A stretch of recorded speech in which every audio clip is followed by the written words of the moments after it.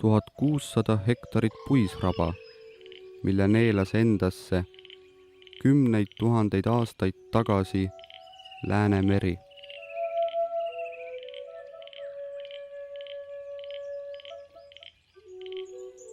Tema mälestuseks kõrguvad sammastena tugevad männid Iidse mere luidetel.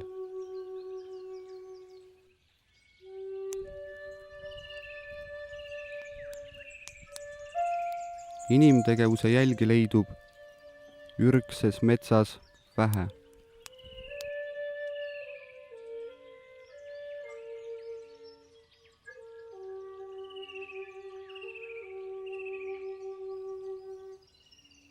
Nõukogudeaegsed vaigutatud männid.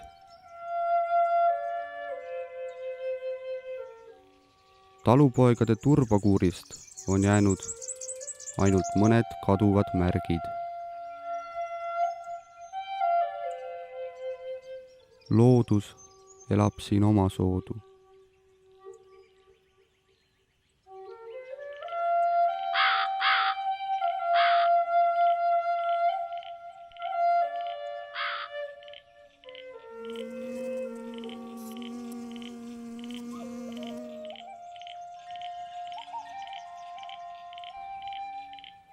Metsavana käest loa lunastades võivad inimesed tänapäevalgi rabast või metsast sügissaaki varuda.